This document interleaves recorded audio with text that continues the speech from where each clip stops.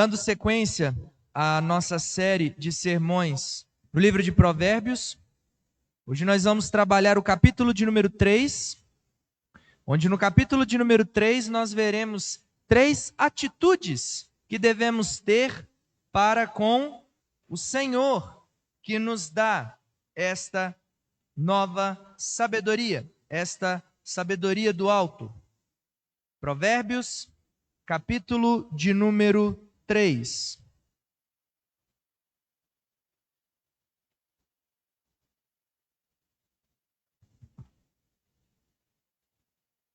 Provérbios, capítulo de número 3.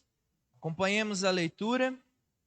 A palavra do Senhor assim nos diz: Filho meu, não te esqueças dos meus ensinos e o teu coração guarde os meus mandamentos, porque eles aumentarão os teus dias e te acrescentarão anos de vida e paz. Não te desamparem a benignidade e a fidelidade, ata-as ao pescoço, escreve-as na tábua do teu coração, e acharás graça e boa compreensão diante de Deus e dos homens. Confia no Senhor de todo o teu coração, e não te estribes no teu próprio entendimento. Reconhece-o em todos os teus caminhos, e ele endireitará as tuas veredas. Não sejas sábio aos teus próprios olhos. Teme ao Senhor e aparta-te do mal. Será isto saúde para o teu corpo e refrigério para os teus ossos. Honra o Senhor com os teus bens e com as primícias de toda a tua renda, e se encherão fartamente os teus celeiros, e transbordarão de vinho os teus lagares. Filho meu, não rejeites a disciplina do Senhor, nem te enfades da sua repreensão, porque o Senhor repreende a quem ama, assim como o pai ao filho a quem quer bem. Feliz o homem que acha sabedoria e o homem que adquire conhecimento, porque melhor é o lucro que ela dá do que o da prata, e melhor a sua renda do que o ouro mais fino. Mas preciosa é do que pérolas, e tudo o que podes desejar não é comparável a ela. O alongar-se da vida está na sua mão direita, na sua esquerda riquezas e honra. Os seus caminhos são caminhos deliciosos, e todas as suas veredas paz. É árvore de vida para os que a alcançam, e felizes são todos os que a retêm. O Senhor com sabedoria fundou a terra, com inteligência estabeleceu os céus. Pelo seu conhecimento os abismos se rompem, e as nuvens destilam orvalho. Filho meu, não se apartem essas coisas dos teus olhos. Guarda a verdadeira sabedoria e o bom siso, porque serão vida para a tua alma e adorno ao teu pescoço. Então andarás seguro no teu caminho e não tropeçará o teu pé. Quando te deitares, não temerás. Deitar-te-ás e o teu sono será suave. Não temas o pavor repentino, nem a arremetida dos perversos quando vier. Porque o Senhor será a tua segurança e guardará os teus pés de serem presos. Não te furtes a fazer o bem a quem de direito, estando na tua mão o poder de fazê-lo. Não digas ao teu próximo, vai e volta amanhã. Então tu dareis, se o tens agora contigo. Não maquines o mal contra o teu próximo, pois habita junto de ti confiadamente. Jamais pleiteis com alguém sem razão, se te não houver feito mal. Não tenhas inveja do homem violento, nem sigas nenhum de seus caminhos, porque o Senhor abomina o perverso, mas aos retos trará com intimidade. A maldição do Senhor habita na casa do perverso, porém a morada dos justos ele abençoa. Certamente ele escarnece dos escarnecedores, mas dá graça aos humildes. Os sábios herdarão honra, mas os loucos tomam sobre si a ignomínia. Amém. Nessa série de preceitos e instruções que este pai está apresentando a um filho, ensinando o que é o caminho da sabedoria, essa noite nós vamos analisar, ao longo de todas essas instruções, podemos dividi-las em 3 atitudes que Deus quer e requer, e é esperado, requerido daqueles em quem, como nós vimos nos sermões passados, recebem essa sabedoria, pois é o próprio Deus que revela ela aos seus. E nós vamos ver que, dos versos 1 ao verso 10, o que nós temos aqui é uma atitude de amar a lei de Deus, amar a fonte dessa sabedoria. Dos versos 11 ao versos 20, nós temos aqui a atitude de obedecer esta lei, obedecer aquela que é a fonte dessa sabedoria. E dos versos 21 ao restante do capítulo, nós veremos guardar essa lei, guardar a fonte dessa sabedoria. Amar, obedecer e guardar. Em primeiro lugar, dos versos 1 ao verso 10, o que nós temos aqui quando Salomão começando, instruindo aquele que ele chama de filho, ou talvez um aprendiz, ou a sua própria nação, como se tratando de filho, filho meu. E aqui nós temos 3 verbos que destacam aos olhos. Primeiro, ele diz que nós devemos confiar no Senhor de todo o coração. Verso de número 5, nós devemos temer ao Senhor e apartar-se do mal. Verso de número 7, e honrar ao Senhor com nossos bens. Confiar, temer e honrar. Podemos aqui resumir essas 3 atitudes em uma. Porque quando nós estamos amando ao Senhor por meio da sua palavra revelada, é porque nós confiamos nele. Quando nós estamos amando ao Senhor e a sua lei, é porque nós tememos ele, tememos aquilo que está prescrito na sua lei. Quando nós amamos a Deus, além de nós confiarmos e temermos, nós também estamos honrando a Ele. Nós estamos nos colocando como que de maneira respeitosa àquele que está acima de nós. Mas não é apenas uma extrapolação juntar essas 3 coisas e falar que podemos resumi-las na palavra amar. Porque nós vemos em outras porções da palavra de Deus essa relação do amor com o ato de confiar, de temer e de honrar ao Senhor. Por exemplo, em Deuteronômio, capítulo de número 10, versos 12 e 13, através do seu servo, o profeta Moisés, o Senhor assim diz ao seu povo: agora, pois, ó Israel, que é que o Senhor requer de ti?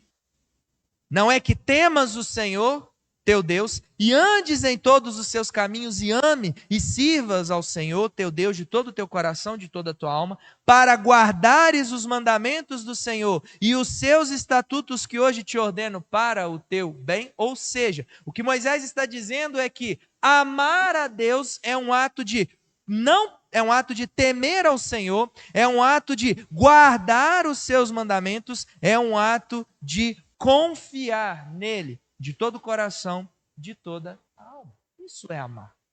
Da mesma forma que aqueles que são casados, quando eles declaram aos seus cônjuges, eu te amo, está implícito que você confia nessa pessoa, você teme essa pessoa, ou seja, você respeita ele ou ela, e você honra aquilo que você estabeleceu diante de Deus e diante de testemunhas visíveis, quando vocês se uniram em matrimônio. Mas também a relação de um pai para com o filho. Quando um filho fala que ama o pai, ele está dizendo que ele confia no seu pai. Ele está dizendo que teme o seu pai e a sua mãe. Ele está dizendo que honrará. Afinal, este é o primeiro mandamento com promessa, não é verdade? Honra teu pai e tua mãe. E honrar o pai e a mãe só é possível se nós estivermos honrando aquele que é o nosso Pai Celestial. E ao fazermos isso, então nós estamos evidenciando, nós estaremos demonstrando que nós o amamos. Nós podemos ver isso também no Salmo. O Salmo 18, o primeiro dos salmos que trata a respeito do rei, um salmo de certa forma messiânico. Olha a declaração que Davi faz ao Senhor: eu te amo, ó Senhor, força minha. O Senhor é a minha rocha, a minha cidadela, o meu libertador, o meu Deus, o meu rochedo em quem me refugio, o meu escudo, a força da minha salvação, o meu baluarte. Davi, ele amava ao Senhor porque ele confiava nele. Ele era a sua rocha, ele era o seu rochedo, a sua cidadela, o seu libertador. Davi amava o Senhor e por isso ele o temia, porque Deus tinha poder para lhe ser a salvação, para ser o seu libertador. E Davi amava o Senhor, por isso ele o honrava, ele o chamava de Senhor, mesmo talvez aqui sendo já rei de Israel. Ou ainda que não fosse rei, ele seria no mínimo aqui o maior guerreiro do rei Saul. Um homem temido. Um homem que, se fosse como muitos que nós vemos hoje, que exercem algum tipo de autoridade, não iria reconhecer uma autoridade maior do que a sua. Mas uma prova de que nós amamos a Deus é quando nós reconhecemos que Ele é Senhor. ele é soberano e nós, seus súditos. Súditos desse rei, como nós cantamos agora há pouco. Então a primeira atitude que Deus quer e requer de nós, a nós em que Ele graciosamente nos concedeu essa sabedoria, é amar. E nós podemos dizer que estamos amando a Deus, amando a sua lei quando nós confiamos, quando nós tememos e quando nós honramos, nos submetemos. É isso que Salomão está apresentando nesses primeiros 10 versículos. Mas essa não é a única atitude que Deus quer e requer de nós. A segunda atitude, depois de amar, está nos versos de 11 a 20, onde ele começa de novo com a seção: filho meu, não alguma coisa, obedecer. E aqui nós vemos uma relação que a princípio parece um tanto estranha entre a obediência e a disciplina. Porque poderíamos pensar, se eu estou obedecendo, não careço de ser disciplinado. Se eu estou sendo disciplinado, é porque estou em carência de obediência. Mas, na verdade, o que nós vamos ver aqui, e não somente aqui, é que nessa relação de Deus com o seu povo, a disciplina, ela está para aqueles que ele os chama à obediência. Deus não perde tempo disciplinando aqueles que não são seus filhos. Assim como um pai e uma mãe não perde tempo disciplinando os filhos de outro. Mas investe disciplinando no seu filho. Você disciplina esperando que ele o obedeça. A obediência do filho não elimina a necessidade de disciplina, pois a necessidade da disciplina é um reforço para uma atitude, para uma resposta em obediência. Assim é para com os nossos filhos e assim também é conosco para com o nosso Pai Celestial. E mais uma vez podemos ver isso em outras porções da palavra de Deus. Por exemplo, em Deuteronômio capítulo 8, versos de número 5 e 6, mais uma vez através do seu servo Moisés, ele diz ao povo: sabe, pois, no teu coração, que como um homem disciplina seu filho, assim te disciplina o Senhor teu Deus. Ou seja, ele está falando aqui de disciplina. Mas olha o que ele diz no verso de número 6. Guarda os mandamentos do Senhor teu Deus, para andares nos seus caminhos e os temeres. Guardar os mandamentos é obedecer.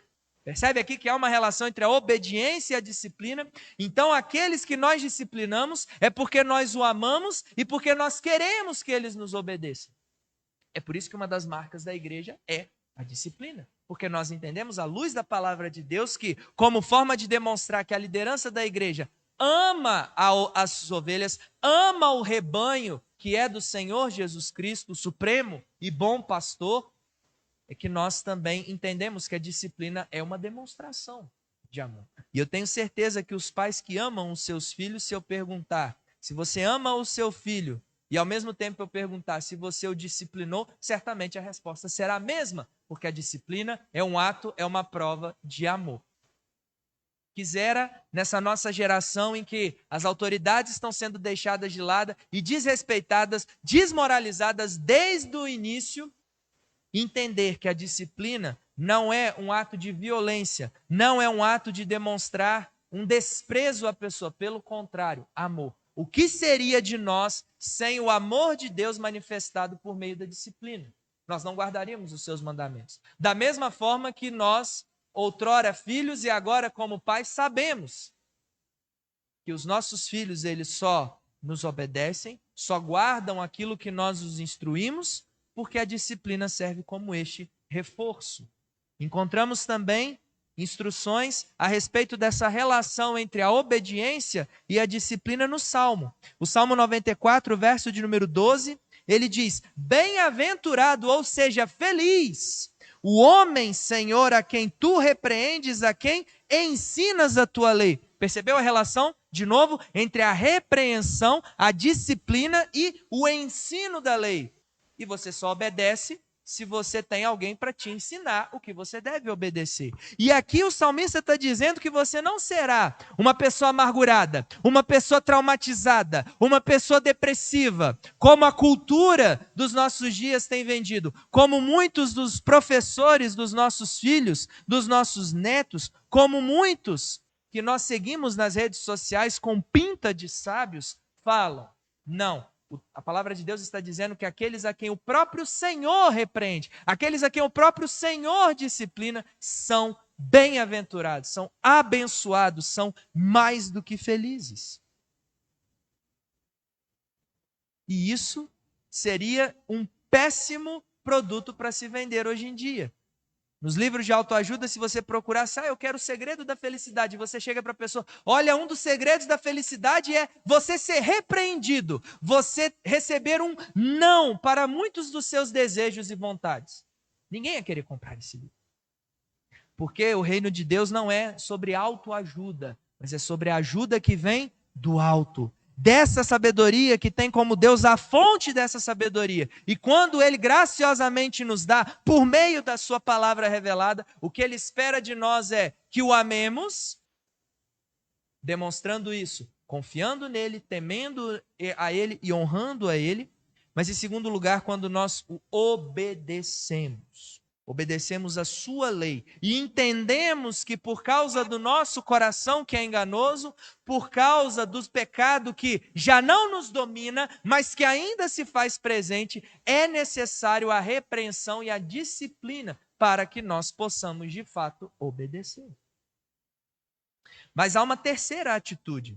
Depois da atitude de amar, depois da atitude de obedecer, nós temos agora a atitude de guardar essa sabedoria, de guardar a lei de Deus. E mais uma vez, ele começa a sua sessão, filho meu, não. E dos versos 21 ao restante do capítulo, ele então nos instrui a guardar a sua lei. A ideia de guardar a lei não é quando nós recebemos um presente ou temos algo valioso e não queremos que ninguém roube e não queremos que ninguém pegue e colocamos numa caixa, colocamos numa gaveta e lá fica e vamos seguir a nossa vida. A ideia de guardar aqui não é algo em que você deixa para lá e faz as coisas, mas é uma guarda em que você carrega junto de si. É como aquela foto, aqueles que gostam de foto. Talvez a primeira foto que você tirou com o seu cônjuge quando vocês ainda estavam começando o namoro, ou a primeira foto do seu primeiro filho ou filha, ou uma foto de algo que foi precioso para você. Você não guarda num lugar da sua casa e vai fazer as suas coisas. Você coloca aquilo no seu celular, você coloca no bolso ou na carteira, então aonde você for, você carrega aquilo. Essa é a ideia. Ou aqueles que são casados, aliança. O lugar de aliança é no dedo. Você está guardando essa aliança. E aonde você for, você carrega essa aliança. Por quê? Ela é um sinal visível de uma aliança invisível que você fez com seu marido e com a sua esposa, diante de Deus, primeiramente. Essa é a ideia de guardar a lei de Deus. Guardar a lei de Deus não é simplesmente eu acordar ou em algum momento do dia eu fazer a minha leitura no meu plano anual, que nós entregamos no começo do ano aos irmãos, e aí você leu, acabou e vou trabalhar, e vou estudar, e vou fazer os meus afazeres. Não. Essa ideia de guardar é aquilo que o salmista, a ideia no hebraico do guardar a palavra de Deus, traz uma ideia de ruminar. Já viu um animal ruminante? Como, por exemplo, uma vaca. Como que ela faz com o alimento? Ela pega o alimento e come, mas ela não engole. Ela vai ruminando, ruminando. Às vezes leva bastante tempo e depois ela engole. É isso que o salmista descreve que nós devemos fazer com a lei de Deus. Guardar a lei de Deus é comer essa lei e ruminar. Não é apenas comer, engolir e fazer as nossas coisas, mas é desfrutar deste alimento. E enquanto eu estiver ruminando este alimento, cada uma dessas palavras de vida, cada uma dessas palavras de sabedoria ecoarão na minha mente, no meu coração, e elas então serão aplicadas no meu dia a dia. E aonde está essa relação de guardar a lei de Deus com aplicação para a nossa vida? Não apenas um guardar por guardar. Mais uma vez, encontramos em Deuteronômio capítulo 30, versos 15 a 16, a promessa que Deus tem para aqueles que se decidem guardar a sua lei depois de amar e obedecer, mas também por aqueles que a desprezarem, porque só há dois caminhos. Vê que proponho hoje a vida e o bem, a morte e o mal. Se guardares o mandamento que hoje te ordeno, guardar, alimentar, ruminar e aplicar na sua vida, que ames o Senhor teu Deus, ande nos seus caminhos e guarde os seus mandamentos, os seus estatutos, os seus juízos, e então viverás e te multiplicarás, e o Senhor teu Deus te abençoará na terra a qual passas para possuí-la. Porém, se o teu coração se desviar e não quiseres dar ouvido, e fores seduzido, e te inclinares a outros deuses, e os servires, lembra que nós vimos domingo passado, o homem da perversidade e a mulher adúltera, então hoje te declaro que certamente perecerás. Não permanecerás longo tempo na terra a qual vais, passando o Jordão para a possuíres. Aqui a condenação seria não entrar na terra prometida física. Mas a nós hoje, a consequência de não amar, de não obedecer e de não guardar a lei do Senhor, não é entrar num local que mana leite e mel, é não entrar no céu, não entrar nas portas da Nova Jerusalém.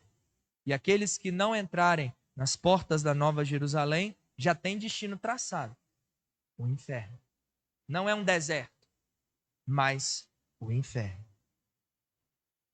Nós encontramos também no Salmo 119, verso de número 11, o salmo que mais fala da lei do Senhor e da necessidade de guardar essa lei, ruminar essa lei.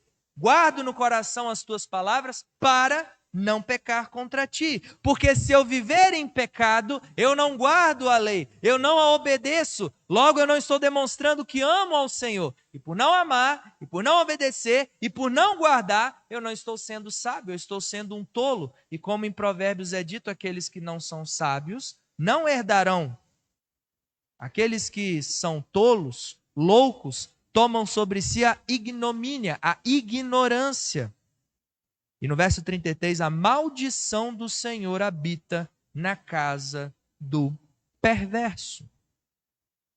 Essa noite, nós somos apresentados a duas realidades. Se você já foi graciado em Cristo Jesus por receber essa bênção, que é a fonte de sabedoria que vem do próprio Deus, então Deus ele quer e requer de mim e de você amar esta lei, obedecer esta lei, guardar essa lei. Aqueles que ainda não foram agraciados, você precisa hoje e agora decidir-se por Cristo Jesus, para que então, como uma nova criatura, com um novo coração dado pelo próprio Senhor, que é a fonte dessa sabedoria, você então seja apto, capaz a responder, amando, obedecendo e guardando. Você que já foi alcançado, mas que se afastou, pelo motivo que for, enfermidade, crise, problema financeiro, dúvidas existenciais ou outras questões, essa palavra é para que você volte a se sujeitar. Volte a confiar no Senhor, nas suas promessas. Volte a temê-lo. Volte a honrá-lo. Volte a se submeter à sua palavra, a obedecer, a entender que a disciplina não é para o seu mal, é para o seu bem, é uma prova de amor. E guarde essa lei. Rumine esta lei. Não rumine as notícias do jornal. Não rumine informações do seu time de futebol. Ou aquela série que você gosta de maratonar. Tudo isso é lícito. Nada disso em si é mal. Mas nada disso vai nos direcionar para esse caminho, que é o caminho de vida, o caminho de bênção, o caminho que há uma herança prometida. Mas temos que concluir essa mensagem. E concluímos essa mensagem olhando para Jesus. Ainda que ele não esteja citado aqui, mas tudo nesse capítulo fala sobre Jesus, pois Jesus é o perfeito Filho de Deus. Pois Jesus nos dá o perfeito modelo e é só unidos a Cristo Jesus, união essa por meio do seu sacrifício, pelo seu sangue como Cordeiro Pascal, que nós vimos agora há pouco ao celebrarmos a mesa do Senhor, é que então nós olhamos para aquele que foi o perfeito modelo de amor, pois ele que conceituou, ele que definiu o que é esse amor, como nós vimos hoje pela manhã na classe dos adultos, a verdadeira religião que é Cristo, porque em Cristo nós temos o perfeito exemplo daquele que amou a Deus, o Pai, sobre todas as coisas e amou ao próximo como a si mesmo.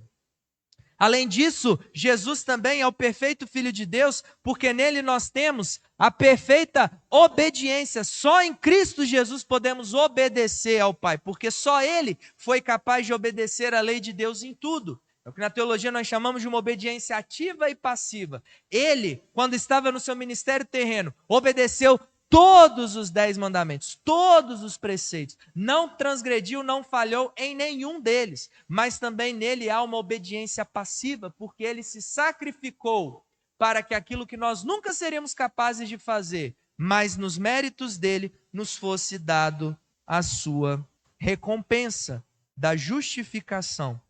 Como ele diz em Mateus 20, 28, tal como o Filho do Homem que não veio para ser servido, mas para servir, obediência ativa, e dar a sua vida em resgate por muitos, obediência passiva. E Jesus também é o perfeito exemplo de guardar a lei do Senhor, porque por meio do seu Santo Espírito, que plenamente o capacitou no seu ministério terreno, sendo o cabeça da igreja, nós unidos a ele, temos essa plenitude do Espírito Santo, e uma das funções do Espírito Santo é fazer com que nós sejamos capazes de guardar tudo o que Jesus ensinou. E tudo o que Jesus ensinou é a lei do Senhor, a fonte dessa sabedoria. É aquilo que em João capítulo 16, o capítulo que ele dedica a falar da missão do Consolador, do Espírito Santo que foi enviado através do Pai e do Filho, ele diz que é o Espírito Santo que convencerá o homem e a mulher do pecado, da justiça e do juízo. Porque é o Espírito Santo que tem como função guardar, fazer com que nós sejamos aptos a guardar a lei dele no nosso coração, e guardando no nosso coração, na nossa mente, então nós estaremos ruminando esses ensinos, esses preceitos que são para a vida, não apenas para acumular conhecimento.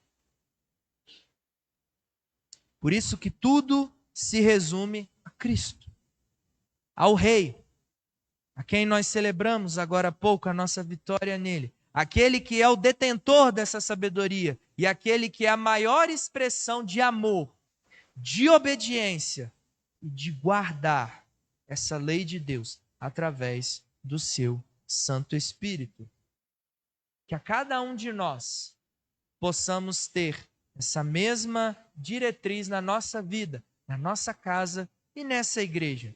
Pessoas que, como resposta àquilo que recebemos de Deus, de graça, sem merecer, nós então respondemos amando, confiando, temendo e honrando, obedecendo e entendendo que uma vida de obediência implica em também momentos de repreensão e de disciplina.